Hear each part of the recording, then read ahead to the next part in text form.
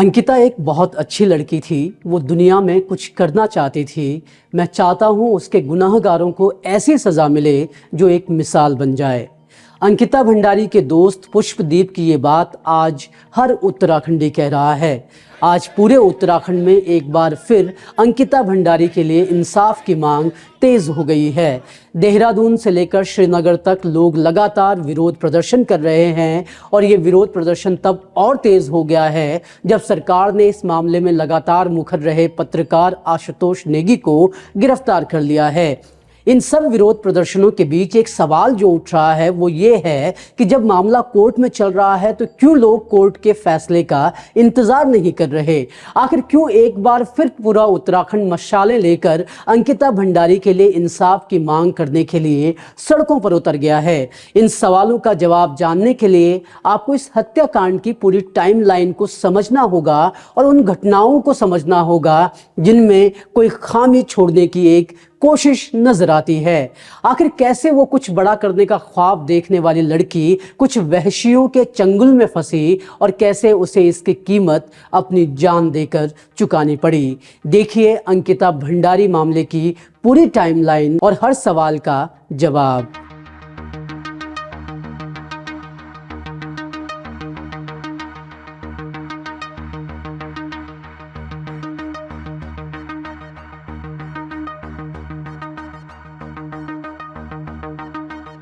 19 साल की अंकिता भंडारी दोब श्रीकोट गांव की रहने वाली थी। वो जीवन में कुछ बड़ा करना चाहती थी और अपने परिवार का भरण पोषण करने में मदद करना चाहती थी।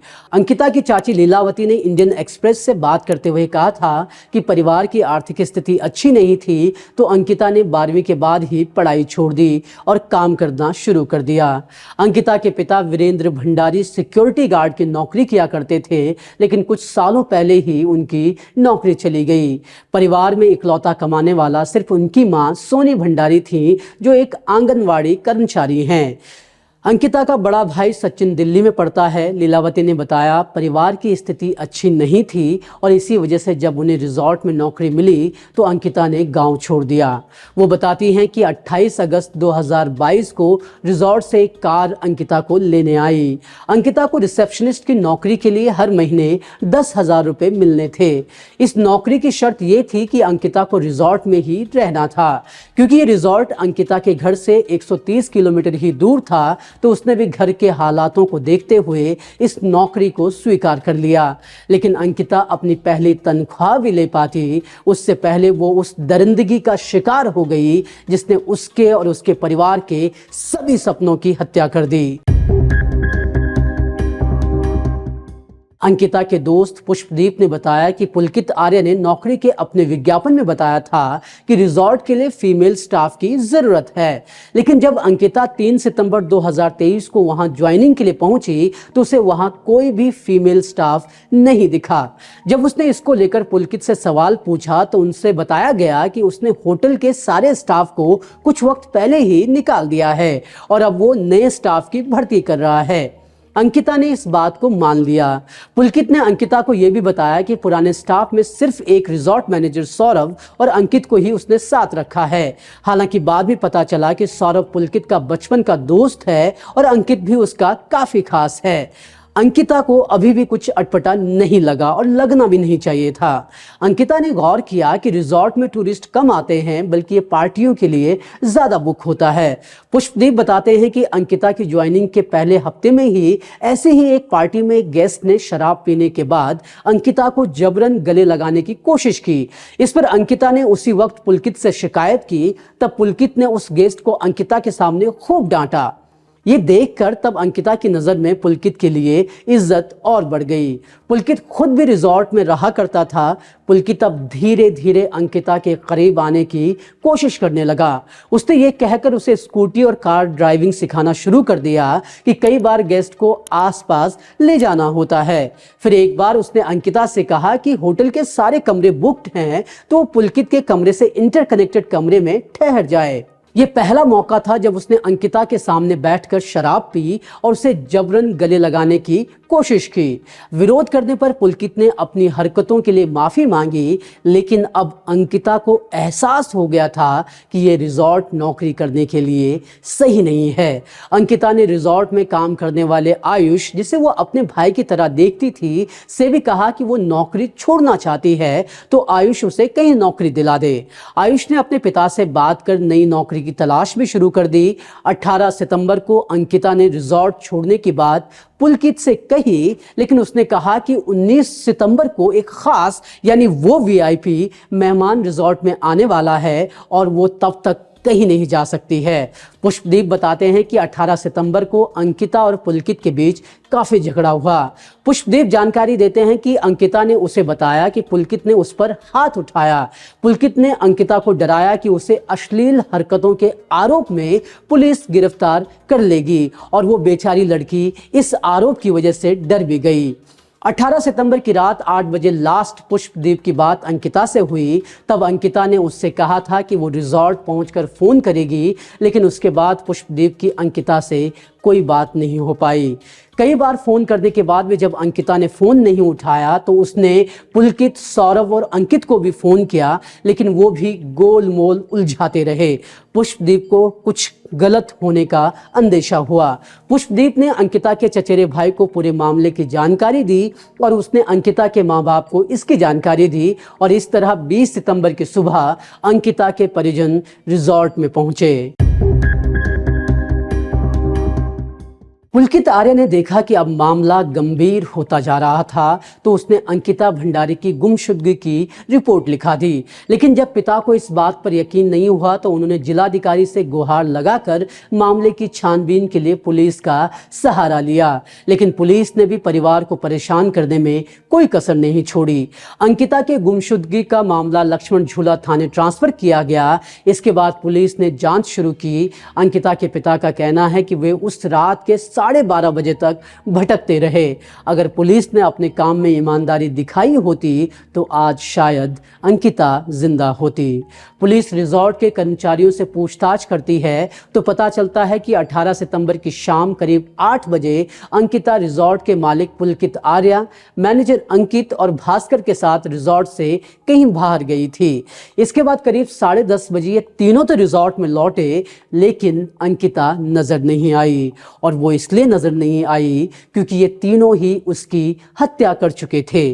कम से कम आरोप तो यही लगे हैं। आरोपियों ने बाद में पुलिस के सामने कबूल करते हुए कहा था कि अंकिता उन्हें बदनाम कर रही थी। वे अंकिता पर रिजॉर्ट में आने वाले ग्राहकों से संबंध बनाने के लिए कहते थे और यही बात अंकिता सबको बता रही थी और इसी बात को लेकर पुलकित से उसका झगड़ा हुआ था। घटना वाले दिन 2 अलग अलग गाड़ियों से वे चारों चीला बैराज के पास गए, जहां उन्होंने पहले शराब पी और फिर नहर किनारे आकर रुक गए। यहां पर पुलकित और अंकिता के बीच फिर बहस हुई और इस बहस में पुलकित ने अंकिता का फोन नहर में फेंक दिया। अंकिता ने भी जवाब में पुलकित का फोन फेंक दिया। दोनों के बीच हाथापाई होने लगी और गुस्से में पुलकित ने अंकिता को धक्का दे दिया। और पोस्टमार्टम रिपोर्ट में भी यही सामने आया कि अंकिता की मौत दम घुटने और डूबने से हुई है। उसके शरीर पर कई चोट के निशान भी थे। पुलिस ने आरोपियों को गिरफ्तार किया और आरोपियों की शनाख्त पर 7 दिन बाद 24 सितंबर 2022 को अंकिता का शव चीला नहर से बरामद किया गया। अंकिता के पिता और भाई ने अंकिता के शव की पुष्टि की। केस में भाजपा से निष्कासित विनोद आर्य के बेटे पुलकित आर्य पर रेप और हत्या के आरोप लगे। इस केस में पुलकित की मदद का आरोप सौरभ, भास्कर और अंकित गुप्ता पर भी लगा।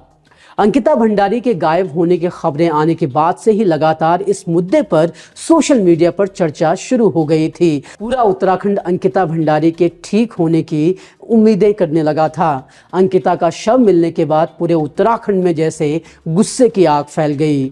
मामले में हंगामा बढ़ता देख मुख्यमंत्री पुष्कर सिंह धामी ने मामले की जांच एसआईटी को सौंप दी।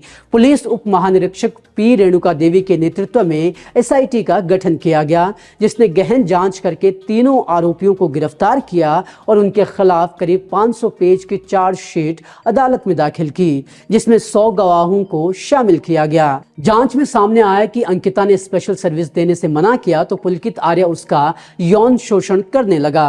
रिजॉर्ट के कमरा नंबर 106 में मैनेजर सौरभ भास्कर ने भी कई बार दुष्कर्म करने का प्रयास किया। इस पूरे मामले में लगातार पूरा उत्तराखंड गुस्से में है और इस गुस्से की वजह बताई जा रही है उत्तराखंड की भाजपा नीति सरकार का ढुलमुल रवैया। आरोप लगाए जा रहे हैं कि धामी सरकार इस मामले में वो मजबूती नहीं बरत रही है जो उसे बरतनी चाहिए थी और लोगों के ऐसे सोचने की भी 2-3 वजह हैं। पहली, रिजॉर्ट पर बुलडोजर चलवाया जाना। दिसंबर 2023 में सत्र न्यायालय को जेसीबी चालक ने बताया था कि उसने 23 सितंबर को एक ही दिन में 2 बार रिजॉर्ट पर बुलडोजर चलवाया था। उसने बताया कि उसने तत्कालीन उप जिलाधिकारी और बीजेपी की विधायक रेणु बिष्ट के कहने पर रिजॉर्ट पर बुलडोजर चलवाया था। उसने अदालत को बताया कि इस दौरान उसने रिजॉर्ट का गेट और 4 दीवारी तोड़ी। इसके बाद वो हरिद्वार चला गया। उसने बताया कि जैसे ही वो हरिद्वार पहुंचा ही था कि रेणु बिष्ट के पीए का उसे फोन आया और उससे कहा गया कि वो जेसीबी लेकर वापस रिजॉर्ट पहुंचे।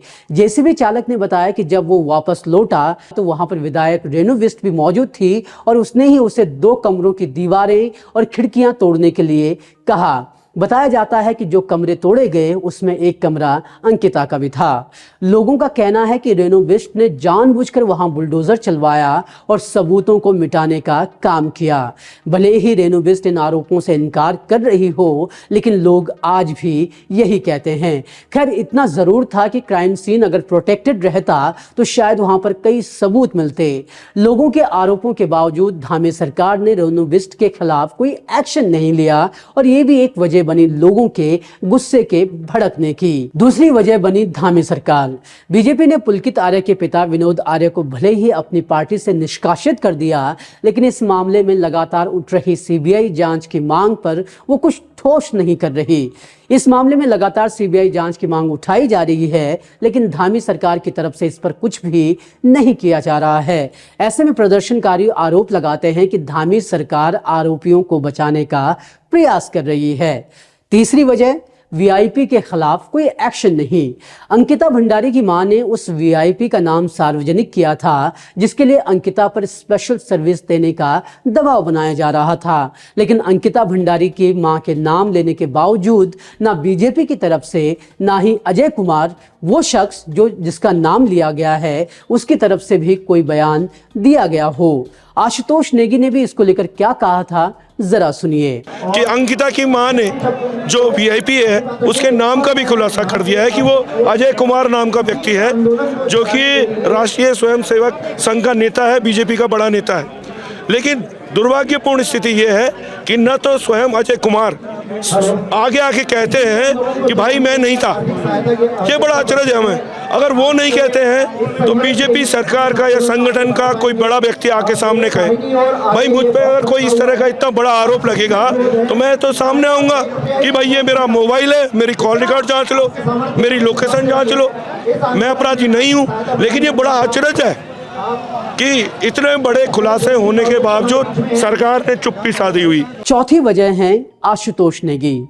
सवाल उठाए जा रहे हैं कि जिस तरह आशुतोष नेगी को एक पुराने मामले में अचानक गिरफ्तार किया गया है, वो जानबूझकर किया गया है। आरोप है कि धामी सरकार ने इस मामले को दबाने के लिए आशुतोष नेगी को गिरफ्तार किया है। आशुतोष पर SC/ST के तहत मामला दर्ज किया गया है। आशुतोष नेगी की गिरफ्तारी के बाद लगातार पूरा उत्तराखंड एक बार फिर सड़कों पर है और अंकिता के लिए इंसाफ की मांग उठा रहा है। श्रीनगर में अंकिता के मां बाप धरने पर बैठे हुए हैं। देहरादून में भी इसके विरोध प्रदर्शन किए गए और श्रीनगर में भी रैली निकाली गई। लेकिन इस पूरे घटनाक्रम के बाद भी धामी सरकार की तरफ से कोई बयान जारी नहीं किया गया है।